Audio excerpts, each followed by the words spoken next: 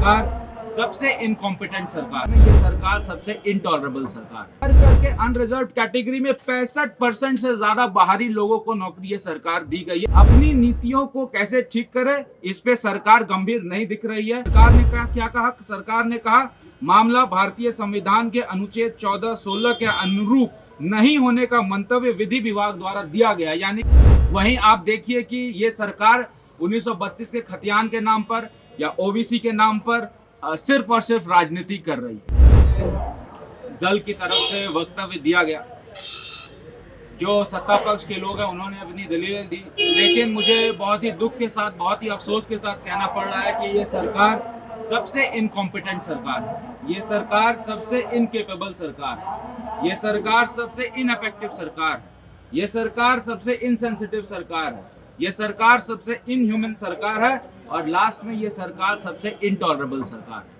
और ये इंटॉलरेबल इसलिए है क्योंकि जानबूझ के ये सरकार गलतियां कर रही है।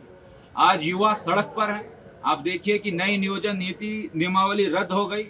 आज हजारों हजार युवा जो हजारीबाग में प्रदर्शन कर रहे हैं, रांची में प्रदर्शन कर रहे हैं, सिर्फ यही मांग कर रहे हैं कि हमारी नियोजन नीति ठीक से बने।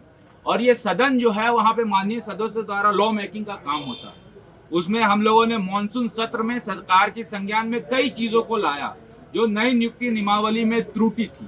उदाहरण के तौर पर मैंने अपने विधानसभा प्रश्न में भी कहा कि क्या सरकार आर्टिकल 14 और 16 का उल्लंघन कर रही है, नहीं कर रही है। सरकार का जवाब आया और जब सरकार का जवाब सदन के अंदर आता है तो इसका मतलब यह ऑफिशियल जवाब होता है। सरकार ने क्या कहा? सरकार ने कहा मामला भारतीय संविधान के अनुच्छेद 14-16 के अनुरूप नहीं होने का मंतव्य विधि विभाग द्वारा दिया गया। यानी कि लॉ डिपार्टमेंट ने पहले से आगाह किया था ये सरकार को कि ये नई नियोजन नियमावली जब कोर्ट पे जाएगी तो वो निरस्त हो जाएगी, और वैसा ही हुआ। सरकार ने आगे क्या कहा? सरकार ने आगे कहा कि विद्वान महाधिवक्ता के विधिक परामर्श के बाद हम लोगों ने नई नियोजन नियमावली को पारित किया। अब विद्वान महाधिवक्ता ने ऐसा कौन सा विद्वान वाला बात कहा कि ये नई नियोजन नियमावली 1 साल के अंदर ही धराशायी होगी।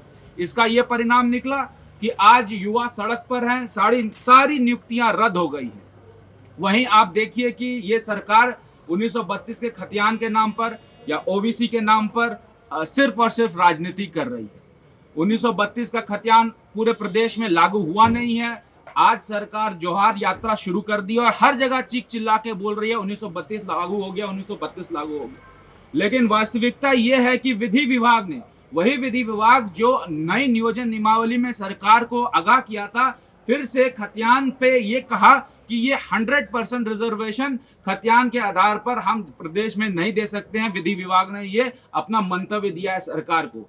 सरकार क्या करेगी? सरकार फिर से विधि विभाग के इस मंतव्य को ठुकराएगी। राज्यपाल के पास जाने का प्रेशर आपको पता है 2 दिन से सरकार कर रही है। फिर राज्यपाल जब बिल को वापस करेंगे क्योंकि ये नियम संगत नहीं है, तो सरकार कहेगी ये राज्यपाल भाजपा के इशारे पे काम कर रहे हैं। अपनी नीतियों को कैसे ठीक करे, इस पे सरकार गंभीर नहीं दिख रही है।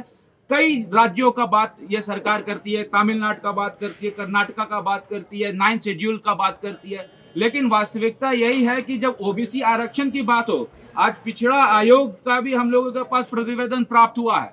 पिछड़ा आयोग का प्रतिवेदन क्या कहता है? ये सबसे बड़ा गंभीर मुद्दा है। पिछड़ा आयोग का प्रतिवेदन कहता है कि माननीय सर्वोच्च न्यायालय द्वारा स्पष्ट किया गया है, यदि राज्य सरकार 50% आरक्षण सीमा से अधिक आरक्षण व्यवस्था लागू करना चाहती है तो राज्य सरकार को निर्णायक परिणात्मक आंकड़े, क्वांटिफाइएबल डेटा पर आधारित होकर, अर्थात सरकारी सेवाओं में पदों का आरक्षण 50% से अधिक विशेष परिस्थिति में बढ़ाया जा सकता है। अब आप बताइए कि यह सरकार ने स्टडी क्या किया? ये सरकार ने कोई क्वांटिफाइबल डेटा ओबीसी के आरक्षण को लेकर आज तक नहीं किया।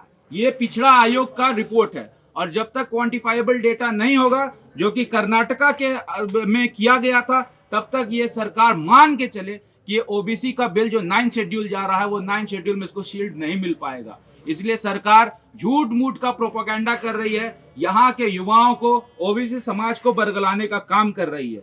इतना ही नहीं, सरकार ये कह रही है कि हम लोग बाहरी को नौकरी कैसे रोकेंगे, इसको लेकर बिल बना रहे हैं। बाहरी को कैसे हम लोग झारखंड प्रदेश में नौकरियां ना दे, इसको लेकर हम लोग कानून पास कर रहे हैं। अभी आपको याद होगा कि राज्य स्थापना दिवस हुआ था, और राज्य स्थापना दिवस में जल संसाधन विभाग द्वारा सहायक अभियंता की बहाली हुई थी। कितने सहायक अभियंता की बहाली हुई थी? 232 सहायक अभियंता की बहाली हुई थी। अब आपको आश्चर्य होगा कि यही अबुआ सरकार, यही सरकार जो कहती है कि स्थानीय को कैसे नौकरी देंगे, उसमें अनरिजर्व कैटेगरी में 65% बाहर के लोग थे। कहां के लोग थे? मैं आपको पढ़ के दिखाता हूं, आपके पास भी शायद आंकड़ा होगा। कोई राजस्थान का था, कोई उत्तर प्रदेश का था, कोई मध्य प्रदेश का था, कोई बिहार का था, कोई रोहतास का था।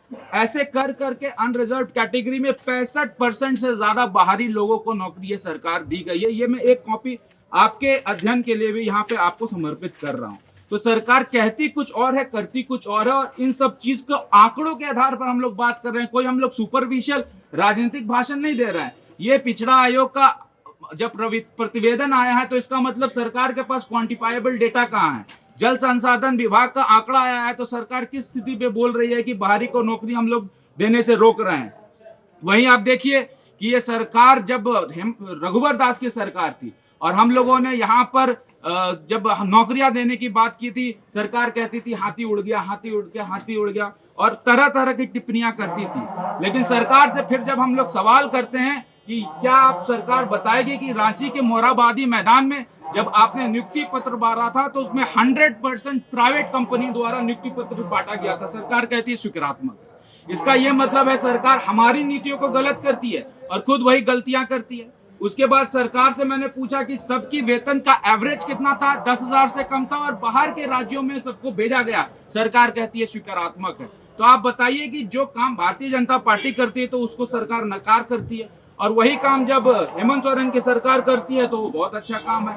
तो इन सब चीजों को लेकर जितना भी मंतव्य जो सरकार की तरफ से आता है, जो सरकार का वक्तव्य होता है, उससे हम लोग 101% इत्तेफाक नहीं रखते हैं। ये सरकार युवाओं को ठग रही है, ये सरकार खतियानी को ठग रही है, ये सरकार यहाँ के जनता को ठग रही है। और आने वाले दिन में मैं गारंटी और दावे के साथ कहता हूँ कि सरकार एक भी नौकरी नहीं दे पाएगी।